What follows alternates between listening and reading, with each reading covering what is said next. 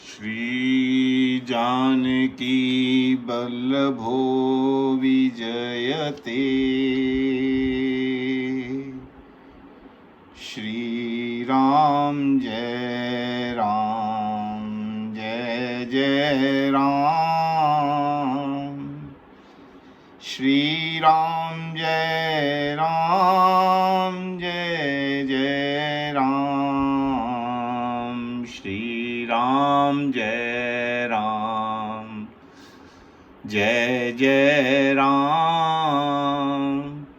श्री राम जय राम जय जय राम।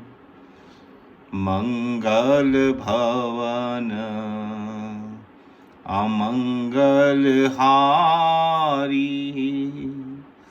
द्रवहु सुदशरथ अजिर बिहारी।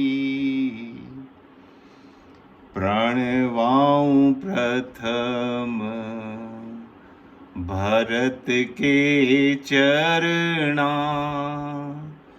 जासु नेम व्रत जाई न वरना। भरत सरिस को राम सनेही। जग जप राम राम जप तेहि। भरत बचन सुनी माझ त्रिवेणी। भई मृदुवाणी सुमंगल देनी। तात भरत तुम सब विधि साधु। राम चरण अनुराग अगाधु। बादी गलानी करहु मन माही। तुम सम राम ही को प्रिय नाही।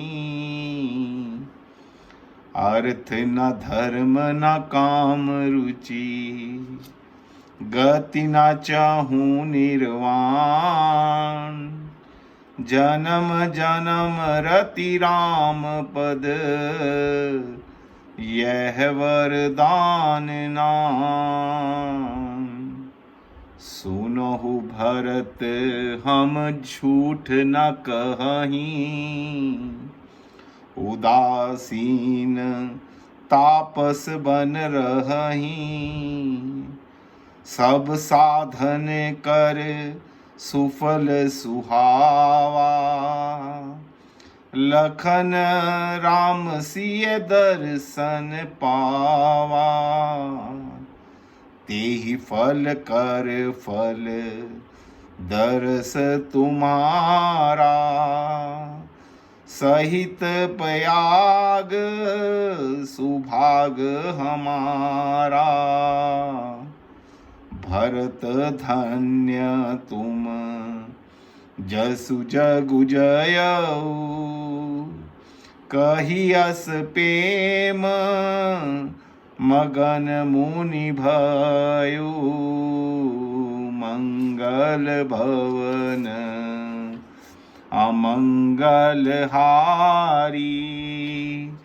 द्रवहु सुदशरथ अजिर बिहारी। श्री राम जय राम जय जय राम। श्री राम जय राम जय जय राम। जय सिया राम। भरत जी भगवान को मनाने के लिए जा रहे हैं।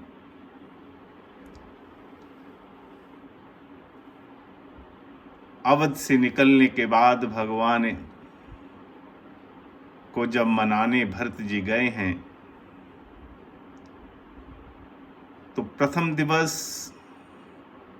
भरत जी श्रृंगवेरपुर गुहराज के यहाँ रहते हैं और उसके बाद भरत जी भरद्वाज जी के यहाँ पहुंच जाते हैं। भरद्वाज जी और भरत जी में बहुत सुंदर वार्तालाप होता है। भरद्वाज जी भूरी भूरी प्रशंसा करते हैं भरत जी की, क्योंकि भरत प्रेमी हैं राम के। भरत सब में राम को देखता है। भरद्वाज जी कहते हैं भरत जी को जब त्रिवेणी के घाट पर ले गए तो मां गंगा, यमुना और सरस्वती को भरत जी ने प्रणाम किया तो भरद्वाज जी कहने लगे, भरत, ये मां गंगा और यमुना ये सर्वस्व देने वाली हैं, जो मांगना चाहो मांग लो इनसे। भरत जी रोने लगे। भरत जी की आंखों में अश्रुपात होने लगा। कहने लगे, महाराज, हम सूर्यवंशी हैं, हमने जीवन में कभी कुछ मांगना तो सीखा ही नहीं। जब दिया सूर्यवंशियों ने दिया ही है, मांगा तो कभी है ही नहीं। यह बात लंका कांड में भी सिद्ध होती है। जब राम रावण का युद्ध समाप्त हो गया, विभीषण सारी संपत्ति एक पुष्पक विमान में भरकर राम जी के पास ले आया कि प्रभु, लंका को आपने जीता है, इसके ऊपर आपका अधिकार है और आप इसे लेकर जाइए, अयोध्या लेकर जाइए। अब विभीषण के प्रेम को देखकर भगवान राम कुछ क्षण के लिए चुप हो गए, मौन हो गए, कुछ बोले नहीं। कुछ देर के बाद राम जी बोलते हैं और विभीषण से कहते हैं कि इस बात का फैसला जो हमारे बीच में कोई बड़ा बुजुर्ग है उससे करवा लेते हैं कि मेरा अधिकार बनता है या नहीं बनता। तो सबसे बुजुर्ग जो हैं वो जामवंत जी हैं। जामवंत जी के आगे ये बात गई कि विभीषण ऐसे लंका की सारी संपदा को लेकर भगवान राम के चरणों में उपस्थित हुआ है और भगवान से आग्रह कर रहा है कि संपत्ति को अयोध्या ले जाइए, तो क्या करना चाहिए। जामवंत जी भी गंभीर हो गए। कुछ देर रुकने के बाद बोले, प्रभु, कोई बहुत बड़ी बात नहीं करता, मगर मैं आपको एक सत्य बताना चाहता हूं। मैं इस धरा के ऊपर जब से हूं, जब चांद के अंदर दाग नहीं होता था, मेरे देखते देखते इस चंद्रमा के अंदर दाग पड़ा है। मैं जब से हूं इस धरा के ऊपर, जब समुद्र का जल खारा नहीं होता था, मेरे देखते देखते समुद्र का जल खारा हुआ है। मैंने आपके सभी पूर्वजों को देखा है, सभी पूर्वजों की मैंने आपके दर्शन किए हैं, मगर मैं एक बात आपको सत्य कहता हूं कि मैंने आज तक कभी सूर्यवंशियों को लेते नहीं देखा। जब देखा है देते हुए ही देखा है। तो भरत कहने लगे, भरद्वाज जी, मैं कैसे मांग लूं। तो भरद्वाज जी ने एक उपाय बताया कि भरत, तात भरत तुम सब विधि साधु। आप सब विधि साधु हैं और साधु का अधिकार होता है, साधु मांग सकता है, साधु का मांगना अधिकार है। भरद्वाज जी की बात सुनकर भरत जी बहुत संकोच में, वैसे भी संकोची हैं बहुत भरत जी, और ज्यादा संकोच में पड़कर बहुत कुछ सोचने के बाद भरत जी के मुख से जो निकला वो मांग सोचने वाली है, देखने वाली है और जीवन में कुछ सीखने वाली है कि अर्थ न धर्म न काम रुचि, गति न चहु निर्वाण, जन्म जन्म रति राम पद, यह वरदान नाम। ना अर्थ चाहिए, ना धर्म चाहिए, ना मुक्ति चाहिए, ना मोक्ष चाहिए, बस चाहिए तो जन्म जन्म श्री सीताराम जी के चरणों में प्रेम चाहिए। भगवान शिव बार बार अयोध्या आते हैं। जब राम जन्म हुआ तब अयोध्या आए, कागभुसुंडी जी को संग लेकर आए। राम विवाह हुआ तो जनकपुर आए, भगवान का विवाह देखा। उसके बाद जब लंका कांड में रावण का वध हुआ, उसके बाद भगवान शिव प्रार्थना करने आए। जब भी शिव आते भगवान राम कहते बाबा से कि बाबा कुछ मांग लो, कुछ देने को मन होता है आपको। कोई व्यक्ति ऐसा सामने आए जो कुछ मांगता नहीं मगर उसको कुछ देने को मन करता है। भगवान राम की भी स्थिति यही। भगवान शिव से कहते हैं बार बार, हर बार कहते हैं कि प्रभु आप आए हो, कुछ मांग लो, मेरी कुछ देने की इच्छा है, मेरे लिए मांग लो। भगवान शिव टाल कर निकल जाते। अंत में जब राज्य अभिषेक हुआ भगवान का तो भगवान शिव फिर आए। अब राम ने भगवान शिव को बहुत आग्रह किया, पकड़ लिया शिव को कि अब इस बार नहीं जाने दूंगा, इस बार आपको कुछ ना कुछ मुझसे मांगना ही पड़ेगा, कुछ ना कुछ लेना ही पड़ेगा। तो भगवान शिव कहते हैं बार बार वर मांगहूं, हर्ष देहु श्रीरंग, पद सरोज अनपायनी, भक्ति सदा सत्संग। तुलसीदास जी ने मानस लिखी। भगवान राम बाबा के आगे प्रकट हुए कि तूने इतनी सुंदर मानस की रचना की है तो कुछ मांग ले। तो कुछ नहीं, बाल कांड पूर्ण हुआ था, अयोध्या कांड पूर्ण हो गया। अरण्य और किष्किंधा के बाद भी भगवान ने पूछा कि 4 कांड पूर्ण हो गए, कुछ मांग ले। तुलसीदास जी कहते प्रभु कुछ नहीं चाहिए। 5वां वरदान, जब 5वां कांड तुलसीदास जी सुंदर कांड लिखने लगे तो प्रारंभ के अंदर ही तुलसीदास जी ने मांग रख दी। नान्या सप्रिहा रघुपते हृदय सस्मिदे, सत्यम बदामि च भवान खिलांतरात्मा, भक्तिम पर्यच्छ रघुपुंगव निर्भराम में कामादि दोष रहितम कुरु मानसम च। तुलसीदास जी कहने लगे प्रभु आप बहुत दिन से कह रहे थे, कुछ देना चाह रहे थे, मुझे निर्भरा भक्ति प्रदान कर दीजिए। भगवान कहते आज तेरे मन में क्या आया, आज तक तू मना करता था, अब तुझे निर्भरा भक्ति कुछ मांगने की इतनी जल्दी कैसे हो गई। बाबा कहते मुझे अपने लिए नहीं चाहिए, अब भी मैं तो प्रभु आपके नाम की लाज बचाने के लिए, आपके नाम को कोई, आपके नाम की लज्जा की रक्षा के लिए मैं आपसे मांग रहा हूं। भगवान कहते वो कैसे।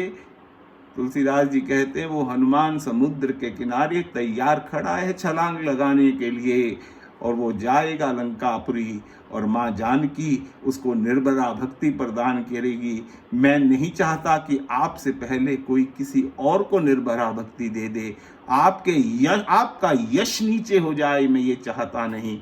इसलिए माँ जानकी हनुमान को निर्भरा भक्ति दे, इससे पहले आप मुझे निर्भरा भक्ति प्रदान कर दीजिए। मगर ये मांगना सिखाएगा कौन? ये मांगना सिखाएगा कोई परम फकीर, कोई परम संत कोई मिल जाएगा जीवन के अंदर, तो वो हमको मांगना सिखा सकता है। उसको ढूंढा नहीं जा सकता, वो जब आएगा अपने आप चल कर आएगा, अपने आप आपको मिल जाएगा, ढूंढने से नहीं मिलेगा। ढूंढने से, प्रयास करने से आपको वो सदगुरु, वो फकीर, वो मुर्शिद मिल नहीं पाएगा। वो तो अपने आप एक दिन आएगा और आपका चयन कर लेगा। बुल्ले शाह बहुत बड़े परिवार में पैदा हुआ था, अब्दुल्ला शाह नाम था। जीवन में गुरु की कोई चाह भी नहीं थी, मगर मन की लो उस यार को प्रसन्न करने में हर समय लगी रहती थी। एक दिन बुल्ले शाह एक आम के बगीचे में बैठा था अकेला, और एक आम के वृक्ष के ऊपर बहुत सुंदर आम के फल लगे थे। उनको देख रहा था, निहार रहा था इतनी देर में एक फकीर फटेहाल उस बाग के अंदर प्रवेश करता है। ना वो उसको देखता है, मगर बुल्ले शाह की दृष्टि उस पर पड़ती है। दृष्टि पड़ते ही बुल्ले शाह को लगता है कि कोई ऐसा व्यक्तित्व है जिसकी मुझे जरूरत है। पहली नजर में ही दिल और प्राण दोनों छीन लिए बुल्ले शाह के। बुल्ले शाह को खुशबू आती है उसमें से कि ये मेरा मुर्शिद हो सकता है, मगर नजर हटा ली। एक ही बात सोचता था, अगर जीवन में किसी ने मुझे अपनाना होगा तो वो खुद आकर मुझे अपनाएगा। इतनी देर में जिन आमों को बुल्ले शाह देख रहा था, वो आम अपने आप टूट कर नीचे गिरते हैं और बुल्ले शाह उन आमों को उठाकर उस फकीर के पास जाता है और उस फकीर को कहता है कि आपके लिए मैं ये फल लाया हूँ, आप ये ग्रहण कीजिए। वो फकीर बोला, मैं चोरी के फल नहीं खाता। बुल्ले शाह कहते, चोरी कहां से हो गई? मैंने तो छुआ तक नहीं, कोई कंकर नहीं मारा, कोई पत्थर नहीं मारा, उसको तोड़ा नहीं, वो तो अपने आप गिरे। देखने मात्र से क्या चोरी हो गई? मेरे क्या आमों को देखने मात्र से चोरी का मुझ पर ये आक्षेप लग गया कि मैं चोरी करके आम लाया हूं? मुर्शिद वो चुप कर गया और जाने लगा वहां से। बुल्ले शाह पीछे भागा कि ऐसे क्यों भागे जा रहे हो, मेरे प्राण लिए जा रहे हो, मेरा हृदय आपने चोरी कर लिया है। तब वो मुर्शिद बोला, क्या आंखों से ही चोरी हो जाती है? जब चोरी होती है हृदय की भैया, तो एक दृष्टि भर में हो जाती है। हमें कोई मांगना सिखाते हैं। मांगने की जरूरत जीवन में पड़ती है, कबीर के जीवन में भी पड़ी। जब एक बार 700 साधुओं की जमात आ गई और आज कबीर के घर में दाना नहीं था, बहुत दुखी हुआ, बहुत दुखी हुआ। उस दिन बहुत गिड़गिड़ाया, अपनी माला राम जी को दे दी कि ले पकड़ अपनी संभाल माला, मुझसे भजन नहीं होता। क्योंकि कबीर ये बर्दाश्त नहीं कर सकता कि मेरे घर से कोई साधु खाली हाथ चला जाए। मगर आज मजबूरी कितनी बड़ी है कि घर में एक दाना तक नहीं है। इसलिए भैया, जीवन में कोई ऐसा मुर्शिद मिल जाए जो एक नाम दे जाए, उस यार का एक नाम जो हमारे जीवन में बसंत ला दे, जो जीवन में आनंद ला दे, जो जीवन में उत्सव ला दे।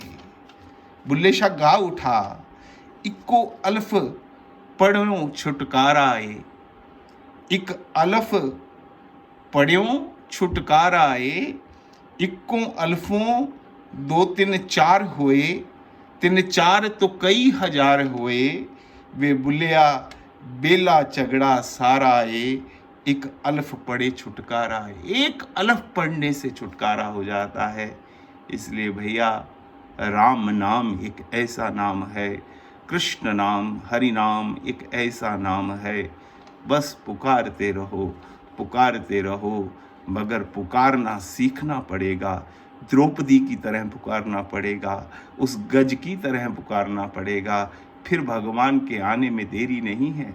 गज ने ह कहा था, भगवान ने गरुड़ से छलांग लगा दी थी। द्रौपदी के दांतों में इतना बल ना था कि दुर्शासन के बल से वो साड़ी को रोक पाती, मगर जैसे ही दोनों हाथ उठाकर हे द्वारिकाधीश पुकारा, वाक्य पूरा नहीं हुआ, भगवान ने आकर द्रौपदी की लाज बचा ली। क्या हमारी लाज, हमारी ये विपदा से भगवान हमको नहीं बचाएंगे? अवश्य बचाएंगे। बस पुकारना पड़ेगा, आर्द्र भाव से पुकारिए। दिन में जब भी समय लगे, एक क्षण, दो क्षण, जितना भी समय आपका मन लगे, उतनी देर हरि के चरणों में बैठकर हरि को पुकारिए, वो अवश्य सुनेंगे। आप स्वस्थ रहिए, प्रसन्न रहिए। मेरी यही मंगल कामना गोविंद के चरणों में आप सब पर कृपा करें। जय सिया राम।